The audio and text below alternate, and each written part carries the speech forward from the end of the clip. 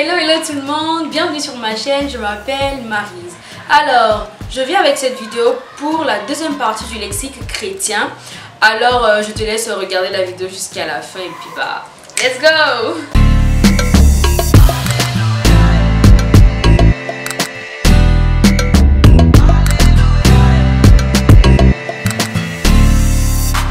On y va pour le sixième mot. Le sixième mot, c'est le mot méditation. La méditation. Méditer, enfin la méditation, c'est l'action de méditer. Donc méditer, qu'est-ce que c'est? J'ai vu dans mon dictionnaire et mon dictionnaire me donne une très bonne définition du mot méditer. Et mon dictionnaire me dit que méditer, c'est le fait de soumettre quelque chose à une longue et profonde réflexion. Donc en fait, quand tu médites la parole de Dieu, tu soumets la parole de Dieu à une longue et profonde réflexion. Mais c'est pas ta réflexion à toi, c'est pas ton intelligence. Parce que la parole de Dieu, elle a été écrite par Dieu.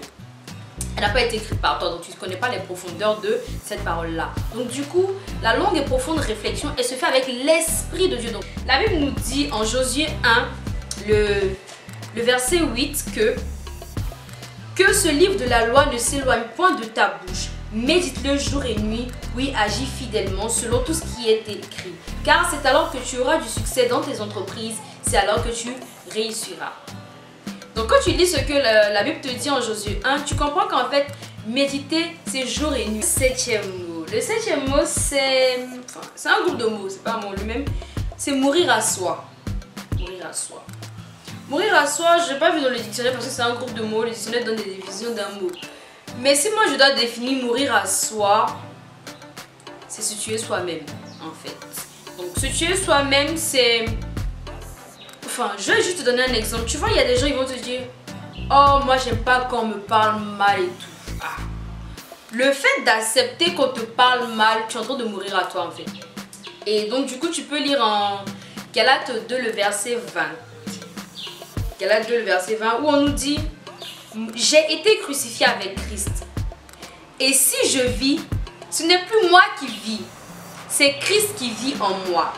Si je vis maintenant dans la chair, je vis dans la foi du Fils de Dieu qui m'a aimé et qui s'est livré lui-même pour moi. » Ce verset est très intéressant. J'ai été crucifié avec Christ. Donc quand tu donnes ta vie à Dieu, tu décides en fait inconsciemment, mais je pense qu'il faut être conscient de cela, tu te crucifies avec Christ. Et si tu vis, ce n'est plus toi qui vis.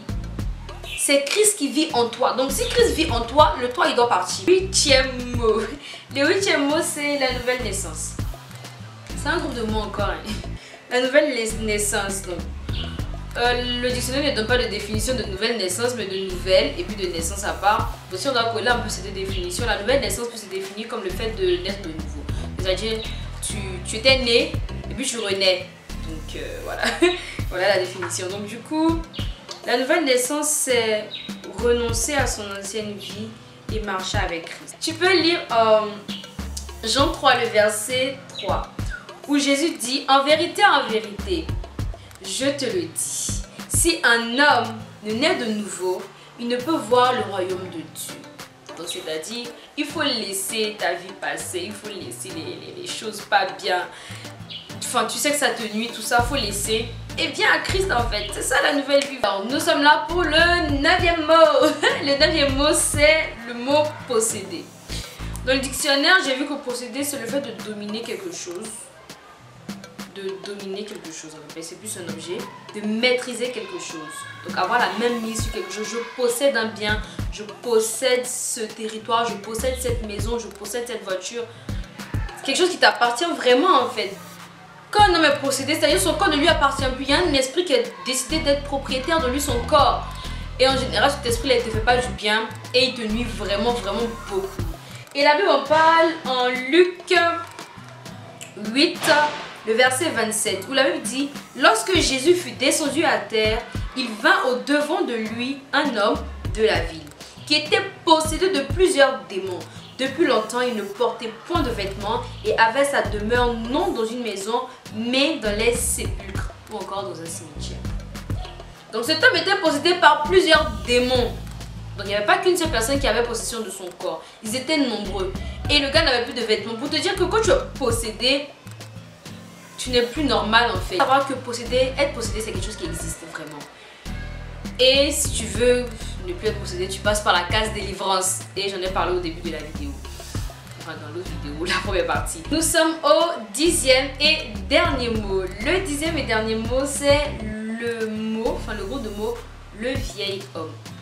Tu as certainement entendu parler de tue ton vieil homme, laisse mourir ton vieil homme, le vieil homme, le vieil homme, le vieil homme. C'est quoi le vieil homme?